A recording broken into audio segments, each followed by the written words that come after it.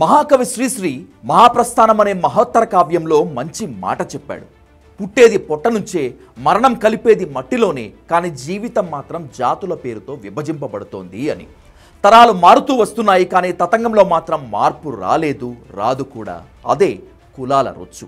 మతాల ఉచ్చులో పడి మనిషి నలిగిపోతున్నాడు. ఒకప్పుడు రాజకీయ ఉపన్యాసాలు, ఓట్లు దండుకునే ప్రయత్నాల్లో మాత్రమే వినిపించే కుల భజన ఇప్పుడు ఏకంగా ఏపీ అసెంబ్లీలో వినిపిస్తోంది. ఎవరో చిన్నా చితకా ఎమ్మెల్యే కాదు, ఏకంగా హోంమంత్రి పదవిలో ఉన్న వంగలపూడి అనిత ఓ వ్యక్తి కులం ఆధారంగా చేసిన వ్యాఖ్యలు ఇప్పుడు ఏపీ పాలిటిక్స్లో అనేక విమర్శలకు దారితీస్తున్నాయి.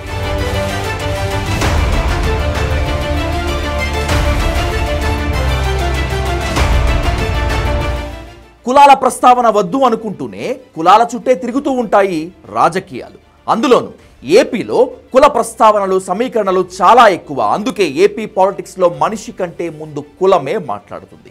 ఇలా ఎవరో చిన్న చితక నాయకులో, కార్యకర్తలో మాట్లాడితే పర్వాలేదు, కానీ ఏకంగా హోంమంత్రి పదవిలో ఉన్న వంగలపూడి అనిత ఎలాంటి ఆధారాలు లేకుండా కులాల ప్రస్తావన అసెంబ్లీలో తీసుకువచ్చి నవ్వుల పాలు అవ్వటం ఇప్పుడు చర్చనీయాంశంగా మారింది. చలపతి చౌదరి అనే వ్యక్తి తనకు తెలిసిన వాళ్లకు సీఎం రిలీఫ్ ఫండ్ నుంచి డబ్బులు ఇప్పించేందుకు స్థానికంగా ఉండే ఓ ఎమ్మెల్యే దగ్గరకు వెళ్ళాడట. కానీ ఆ ఎమ్మెల్యే రిలీఫ్ ఫండ్ ఇప్పించేందుకు ₹1,00,000 లంచం డిమాండ్ చేశాడట. దీంతో చలపతి అనే వ్యక్తి ఆ డబ్బు ఇవ్వటం ఇష్టం లేక ఇదే విషయాన్ని సోషల్ మీడియాలో ఆరోపణలు చేస్తూ వీడియో పోస్ట్ చేశాడు.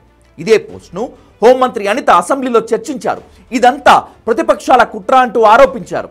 ఈ పోస్ట్ చేసిన వ్యక్తి అసలు చౌదరి కాదని, అతని అసలు పేరు ముఖేష్ రెడ్డి అని చెప్పుకొచ్చారు. నిజంగా ఒక ఎమ్మెల్యే అలా డబ్బు డిమాండ్ చేస్తే ధైర్యంగా ఆ ఎమ్మెల్యే పేరు ప్రస్తావించాలి కదా, ఎందుకు ప్రస్తావించలేదు అంటూ ప్రశ్నించారు ఆమె. చలపతి చౌదరి, కానీ అది అసలు నేమ్ కాదు. అతని అసలు పేరు ఏంటంటే ముఖేష్ రెడ్డి. రీసెంట్ గా అధ్యక్ష ఇంకొకటి అధ్యక్ష చలపతి చౌదరి అని అడిగితే చౌదరి కాదు అధ్యక్ష, రెడ్డే. ఈ బాబు కూడా రెడ్డే. కాకపోతే ఎలా పెడతాడంటే మీకు ఇంకొకటి, ఎందుకంటే పర్టికులర్ గా మీ ద్వారా ప్రజలకి తెలియజేయాలి, మన సభ్యులు కూడా తెలియజేయాలండి. తెలిసిన వాళ్ళు ఈ మధ్య ఆరోగ్యం బాగాలేక 40 రోజులు హాస్పిటల్లో ఉంటే 2 లక్షల దాకా బిల్స్ అయ్యాయంట.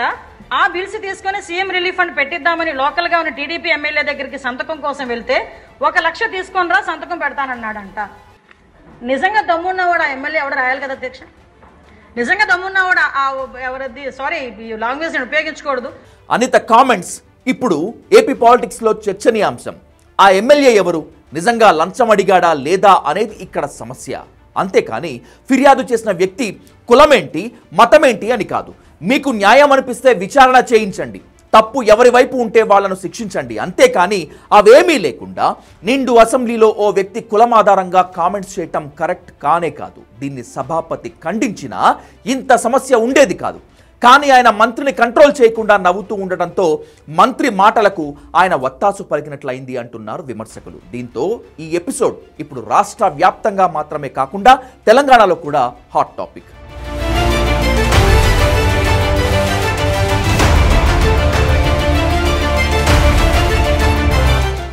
ఇదే విషయం మీద ఆ వీడియో చేసిన చలపతి మరొక వీడియో రిలీజ్ చేశాడు.